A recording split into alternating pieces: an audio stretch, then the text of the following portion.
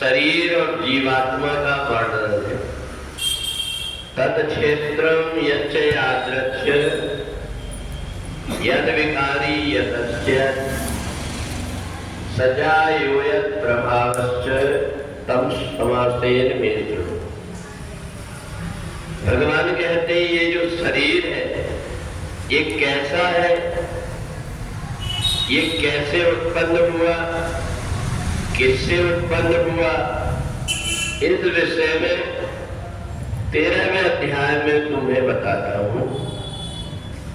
भगवान ने 13वें अध्याय में ये शरीर 5 तत्व से कैसे भगवान ने बनाया,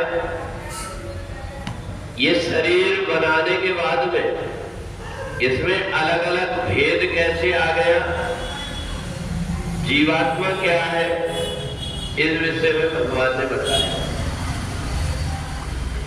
हमारा ये शरीर 5 तत्वों का बना हुआ तो है, पर उसमें जो तत्व ज्यादा मात्रा में उस व्यक्ति के अंदर वैसी प्रकार की बुद्धि रहती है।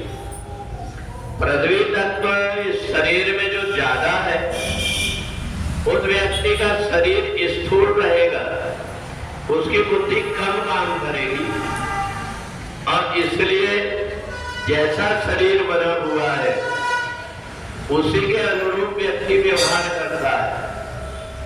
उसकी जो इंद्रियां हैं, 5 कर्म इंद्रिय, 5 ज्ञान इंद्रिय, उसको ये पता ही नहीं रहता कि इस शरीर में 10 घोड़े जुटे हुए।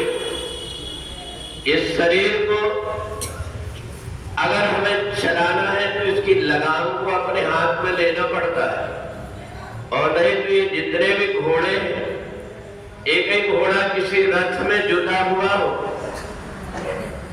तो वो रथ चलाने वाले के हाथ में अगर लगाम नहीं है तो पता नहीं कहां ले जाएगा, कोई पता नहीं रहेगा। परंतु इसमें 10 घोड़े हैं, 5 कर्मेंद्रियों, 5 ज्ञानेंद्रियों, और इसमें साथ में मन, बुद्धि, चित्त, अहंकार, ये सब अपने अपने स्वतंत्र अधिकारी हैं।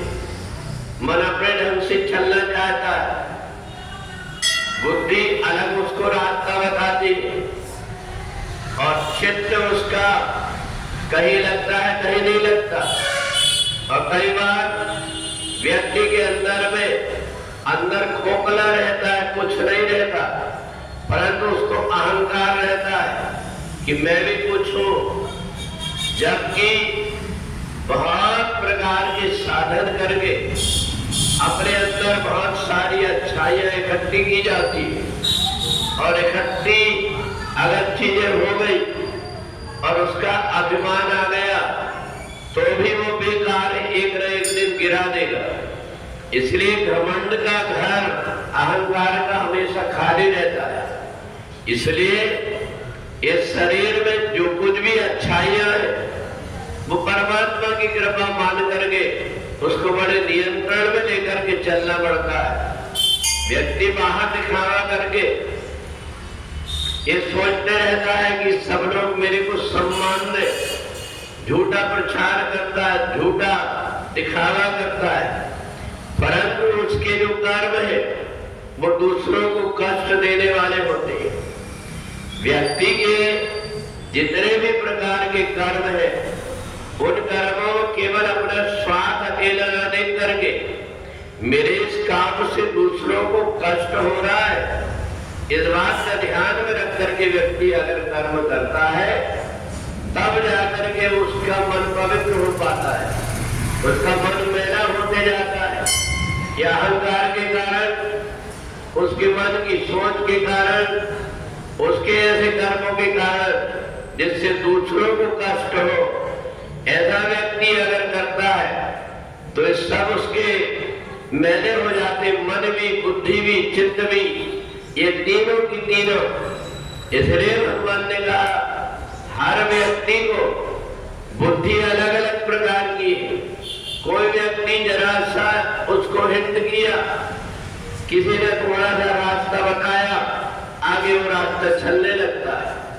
परंतु कुछ व्यक्ति ऐसे होते जिनको कितना कितना भी बताओ उनकी बुद्धि काम नहीं आती, इसलिए उनको देख करके संभाल करके चलना पड़ता है कि कोई प्रकार की मुसीबत में ना पड़ जाए, कोई परेशानी में ना आ जाए। हम अगर किसी व्यक्ति को गाड़ी में बिठा दें और उसका मन, उसका चित्त अगर संतुलित नहीं है, चलाते चलाते में अगर उसकी बुद्धि इधर उधर भ्रमित हो गई तो व्यक्ति का सर्व कुछ नष्ट हो जाता है। इसलिए जितना भी व्यक्ति जिस प्रकृति का है उतना ही उसको ज्ञान दिया जाता है। जिस व्यक्ति का पात्र जैसा है उस पात्र में उतना ही कोई सामान रखा जाता है। अगर उससे ज्यादा सामान डालो तो इधर उधर गिर जाता है।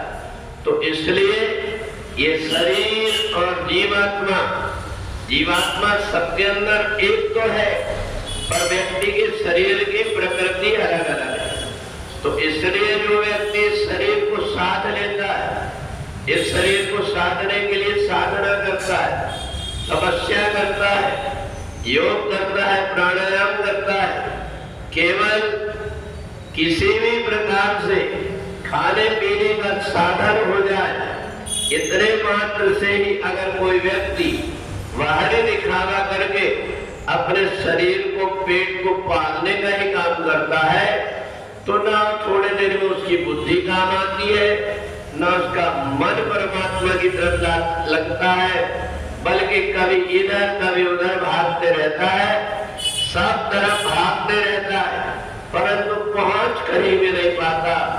इसलिए अपने आप को पहले शरीर को साधने का व्यक्ति प्रयत्न कर ले, इस शरीर को आलस्य से अलग करके और साधना के मार्ग में जो व्यक्ति लगाता है, तो जिन खोजा तिन पाइया गहरे पानी बैठ, यदि हमने संभल करके नहीं चला तो ये शरीर हमें ऊपर भी ले जा लेता है, नीचे भी गिरा देता है। ये हमारे ऊपर है कि हम इस शरीर को ऊपर की तरफ ले जाते हैं कि नीचे की तरफ ले जाते हैं। यही बात भगवान ने 13वें अध्याय में बताया। बोले सच्चिदानंद भगवान की।